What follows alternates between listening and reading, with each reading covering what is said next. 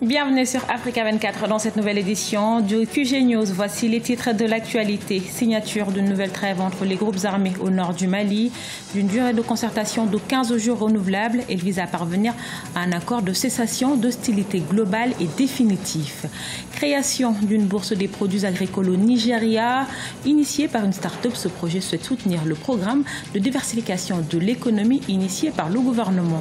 Et puis vers la sécurisation du foncier rural en Côte d'Ivoire. Cette volonté du gouvernement a pour but de mettre un terme au conflit foncier en terres ivoiriennes. Mais tout d'abord, en République démocratique du Congo, les élections des gouverneurs et vice-gouverneurs de 10 des 26 provinces que compte le pays ont lieu ce samedi 27 août.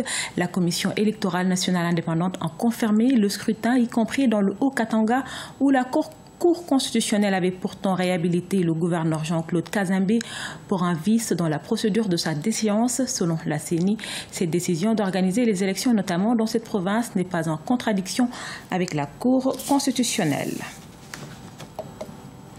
Nouvelle trêve entre groupes armés au Mali afin de mener des réflexions devant aboutir à une application effective des accords d'Alger. Les groupes armés sont parvenus à un accord après de violents affrontements. En témoigne l'arrivée à Kidal du gouverneur nommé par l'État malien après 3 ans d'absence. Mokhtar Barry, Siamlo, Victoria Sedji. Depuis 2 mois, des affrontements armés ont opposé les groupes armés que sont la plateforme et la coordination des mouvements de l'Azawad. Ces affrontements ont occasionné des pertes en vies humaines. La découverte de charniers dans le nord du pays témoigne de la gravité de la crise, d'où la recherche rapide d'une paix durable. C'est fort de cela que le gouvernement du Mali et des bonnes volontés comme l'influent président du Haut Conseil islamique ont entamé des négociations pour réconcilier les frères ennemis. Ce qui a abouti à la signature d'une trêve de 15 jours en présence des responsables de la médiation. Après une série de violents incidents qui ont eu pour conséquence d'abord déjà d'accentuer la souffrance des populations, après donc toute une série de pourparlers, de négociations, ils sont arrivés à une trêve. Donc on a un protocole d'entente pour dire qu'on va arrêter les hostilités. Et donc la communauté internationale, les gouvernements sont là aujourd'hui comme témoins. Donc nous avons paraphé, mais en tant que témoins. Et je les félicite encore au nom du gouvernement, comme je l'ai dit. Et nous espérons que cette fois-ci sera la bonne, que les armes vont définitivement se taire, comme les armes se sont tues entre le gouvernement et les mouvements. Signe de décrispation, l'arrivée à Kidal, fief de la CMA du gouverneur Mohamed Ag Ishrash, contribue considérablement à l'accalmie observée par les acteurs. Les 2 parties signataires des accords d'Alger se disent prêtes pour le retour progressif de l'administration dans les plus brefs délais. Le sentiment que nous avons, c'est toujours le sentiment de la paix. Donc la paix, tout le monde sait que pour arriver, quitter les hostilités et aller vers la paix, on n'a qu'un sentiment de satisfaction, un sentiment que les choses vont avancer dans le sens positif et que nous espérons dans les semaines et dans les mois à venir, beaucoup de choses vont changer très rapidement, surtout dans le sens positif. Je pense que les choses vont avancer. La mise en œuvre de l'accord va avancer très rapidement durant ces derniers jours. C'est pour permettre aux populations de se déplacer, aux combattants de se déplacer mais sans armes, aux frères de se retrouver.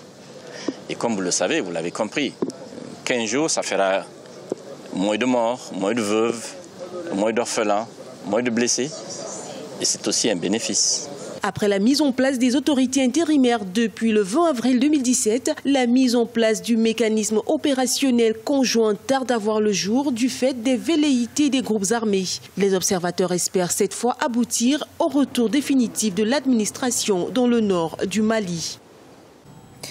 Nouvelle attaque terroriste au Cameroun perpétrée à Kolofata dans l'extrême nord du pays. L'attaque attribuée à Boko Haram a fait 15 victimes et 8 blessés dans la nuit du jeudi à vendredi. Selon le maire de la ville, plusieurs personnes auraient été enlevées. Des investigations seraient en cours sur le terrain pour déterminer les chiffres exacts. Au Nigeria, une nouvelle bourse de produits agricoles verra bientôt le jour. D'un coût estimé à 135 millions de dollars, elle sera située aux environs de Benin City, dans le sud du pays, et devrait permettre à l'État de diversifier son économie. Deogracias Podo. Dans le but de soutenir le programme de diversification de l'économie initié par le gouvernement, une start-up nigérienne a engagé des pourparlers avec des investisseurs étrangers pour la mobilisation de fonds nécessaires au lancement d'une bourse des produits agricoles. L'idée est de réduire considérablement la dépendance du pays vis-à-vis du commerce des hydrocarbures. Estimé à près de 135 millions de dollars, le projet devrait voir le jour d'ici 2018 à Benin City, la capitale de l'État d'Edo, dans le sud du pays. Le projet vise à permettre aux agriculteurs de pouvoir vendre de façon optimale leur production.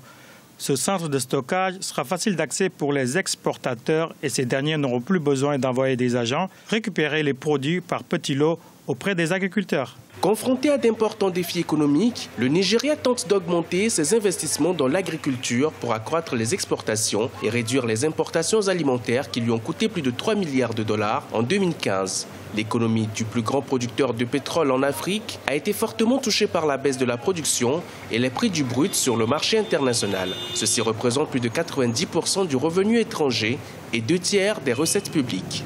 En termes de perspective économique au Nigeria, la reprise économique normalement est envisagée pour 2017. Je pense qu'aujourd'hui, le Nigeria doit beaucoup se concentrer sur la production, mais en même temps avec le niveau d'industrialisation, parce que le Nigeria a toutes les capacités de pouvoir développer une industrie de transformation digne de ce nom. Cette croissance qui dépend de la rente pétrolière doit pouvoir être diversifiée pour aller vers les autres secteurs de l'économie, c'est-à-dire l'agriculture et éventuellement l'industrie. Dans son projet, la start-up Integrated Produce City prévoit la mise en place d'installations de stockage sur un site de plus de 100 hectares aménagés d'ici fin 2018. 20% des fonds nécessaires ont déjà été investis par la société. Il ne reste plus qu'à bénéficier de l'appui financier des investisseurs sud-africains, chinois et australiens, entre autres. Les conflits fonciers sont récurrents en Côte d'Ivoire du fait de la pression sur les terres agricoles. À l'indépendance, en 1960, le pays disposait de 16 millions d'hectares de forêt. Aujourd'hui, il n'en reste plus que 2 millions et pour éviter les litiges, le gouvernement va procéder à la délimitation des terres afin de délivrer des certificats fonciers. Un reportage de notre correspondant Olivier Conan. L'économie de la Côte d'Ivoire repose sur l'agriculture. Le pays est le premier producteur mondial de cacao et de noix de cajou. Le développement de l'agriculture exerce une forte pression sur les terres disponibles. Cela engendre malheureusement des conflits sur les terres arables. Ces conflits fonciers sont consécutifs à l'absence d'un cadastre rural permettant de délimiter avec précision les terres.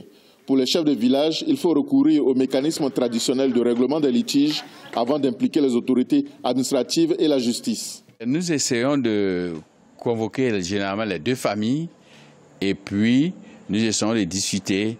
Et quelquefois, souvent, tout récemment, j'ai réglé un comme ça entre deux villages.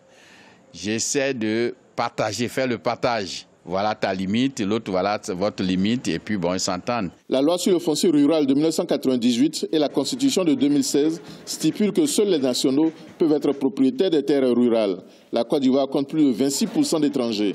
Beaucoup d'entre eux travaillent dans l'agriculture. La pression sur les terres engendre parfois des conflits fonciers avec la population autochtone.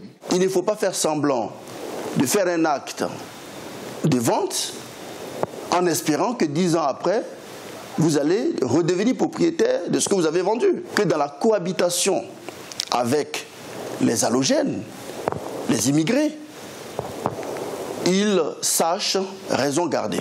Le gouvernement a lancé des projets pilotes de délimitation des territoires villageois afin de pouvoir délivrer des certificats fonciers. Seuls 4% des terres sont immatriculées.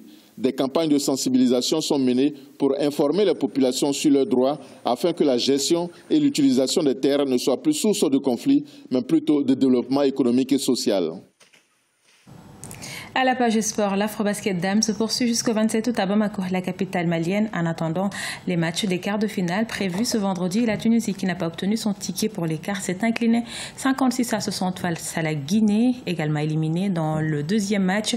De classement, la République démocratique du Congo s'est largement imposée face aux Centrafricaines, 101 contre 40. Ce journal a été réalisé par l'ensemble de la rédaction. Nous vous remercions pour votre fidélité et dans un instant, une nouvelle édition de l'actualité sur Africa 24.